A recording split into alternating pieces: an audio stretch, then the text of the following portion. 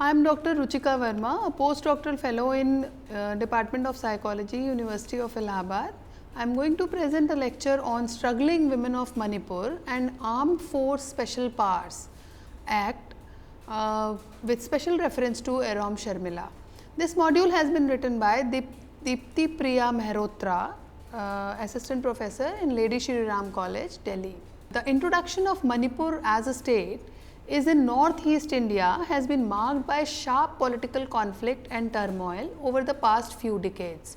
Also, it is known for an exceptionally rich culture, world-class theatre, sports, dance and literature. There are some 29 major tribal groups dwelling in the hill districts, classified into two broad ethnic dominations, Nagas and Kuki-Chins, while Imphal Valley is inherited by Meiteis, numerically the largest population group.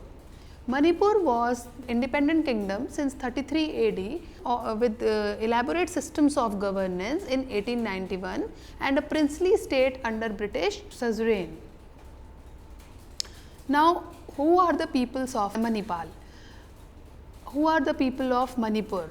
The people of Manipur struggled against colonial rule and later engaged in movements for justice vis-a-vis the Indian state.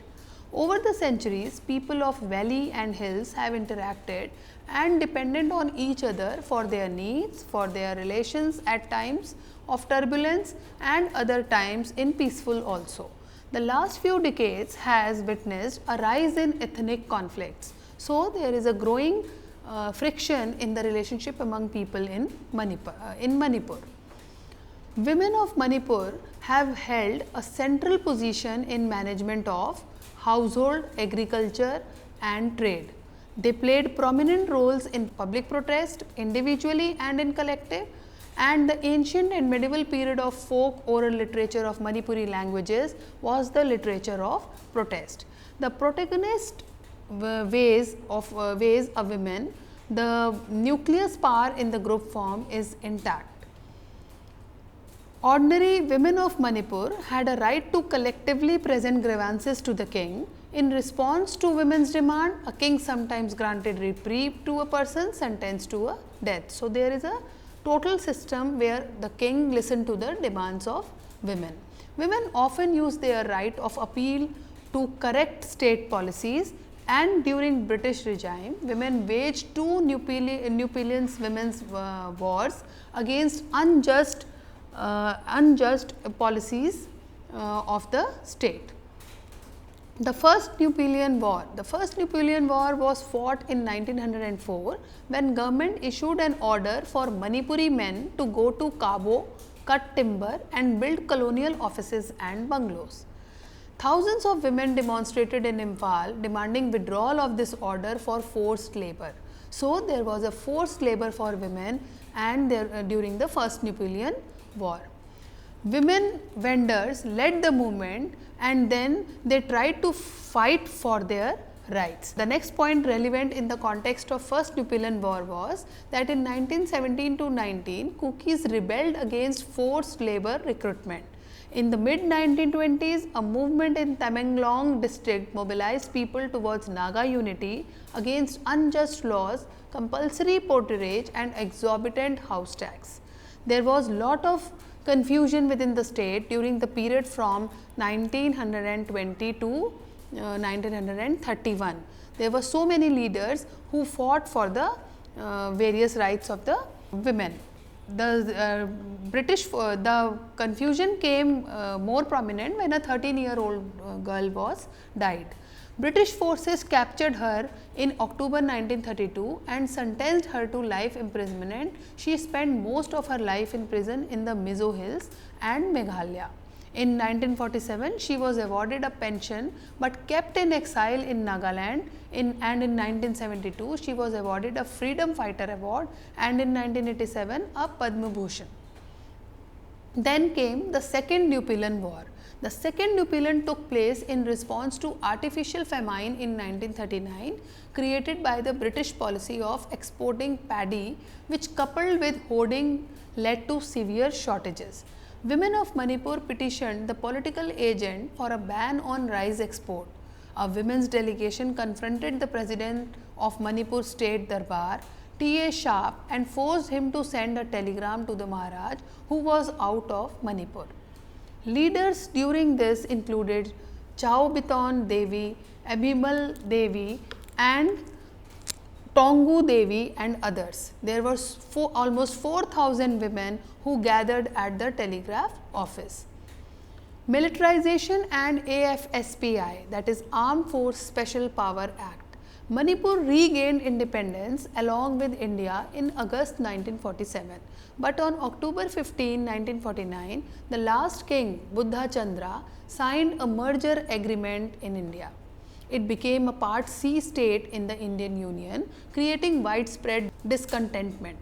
People struggled for recognition as a full-fledged state, while some rebels kept up a demand for self-determination. Although Manipur became a full state in 1972, its economy, which had deteriorated under colonial rule, continued to decline. The Indians responded violently to the insurgent growth. There was a question that why Manipur was declining in the economy. Some of the armed insurgent groups in Manipur are United National Liberation Front, PREPAC, the Kuki National Army, and the National Socialist Council of Nagaland. Some were separated and others demanded proper people armed development within the Indian Union. And there was relentless crimes against ordinary women, children and men have led to continuous demand by women's group and human rights groups against the imposition of AFSPA and intensive struggles for justice. Women groups expressed strong opposition to AFSPA since its inception, and it was strong in 1980. Now, since Armed Force Special Protection Act was totally revolted by women, women's group in Manipur came in front against militarization. Throughout Manipur, Meera Pebis and other women's groups take up issues related to militarization and military excesses. All these groups oppose militarization and AFSPA. They also take issues specific to women such as rape and molestation. They are uncompromised, pitted against such violence, and they totally revolted against such activities. They said that the AFSPA can never be accepted at any cost. Virtually every community in Manipur developed a strong women's front and carried out similar actions for protection of the women, children and men of their area. However, in 1974, a young Tangluk girl in the village was raped by armed force and she later committed suicide. The community, especially women community, came forward, showed protest and formed Shanao Long, a women's group. In 1980, Manipur was declared a disturbed area and AFSPA was imposed. And on 14th May 1980, women submitted a memorandum to the Chief Minister demanding removal of the disturbed area clause and revocation of AFSPA. They held a mass meeting at Maple Kangji Bong, Imphal, and formed an organization called Manipur Napi Kanglup, which is popularly known as MNK. MNK organized a rally on 28th May at which some 10,000 women gathered, defying a ban on mass meeting. Police cracked down on the gathering and arrested a large number of women and took them in truck. A 25 pregnant woman, Pyari Devi of Salan, fell from the truck and died. These kind of incidences provoked women for another kind of revolution, and there was a fast for justice for repeal of AFSPA. On November 2, 2000, Indian security forces gunned down 10 innocent people standing at a bus stop in Malom village near Imphal. Irom Sharmila, an ordinary young woman, spontaneously decided to go on a protest fast, because out of those 10,000 women, one was this Irom Sharmila who made a remarkable contribution for the repeal of AFSPA in Imphal. She went to the site of the massacre and began her fast right there and gathered around many people in the solidarity and demand for repeal of AFSPA. 15 years later, Irom Sharmila's fast continued. Every year she is released and she continues her fast in public, is rearrested and remanded to judicial custody. She is force fed through a nasal tube. She lives in solitary confinement, a small bare room with a lady home guard to keep watch over her at night. On 10 December 2008, Mera Pebis began an indefinite relay hunger strike in solidarity with the demand to repeal AFSPA.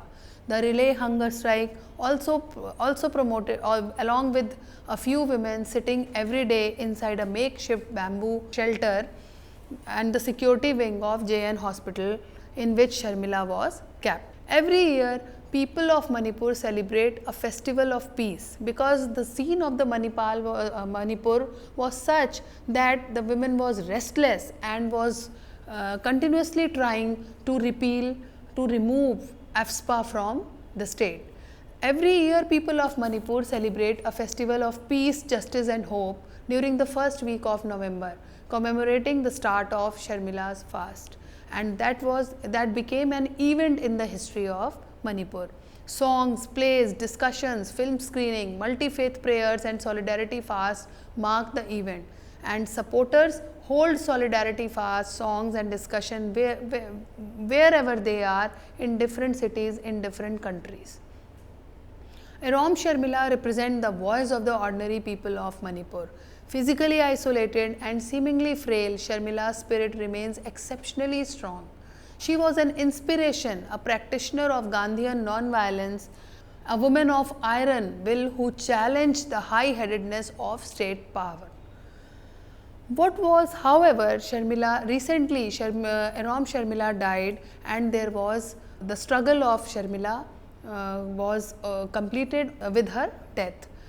The impact of women's movement in Manipur. Public opinion in Manipur and outside has responded positively to the women's protest. By their extraordinary modes of protest, Manipuri women have brought human rights abuse and the context in which it is taking place with the impunity to the world attention. Now, to conclude, Manipuri women stand against AFSPA is a direct challenge to state repression, sexual violence and militaristic mentality which glorifies practices associated with war and military.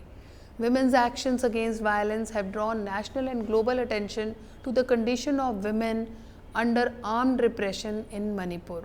They should not negotiate a solution, but they created new ways to think forward in this particular direction.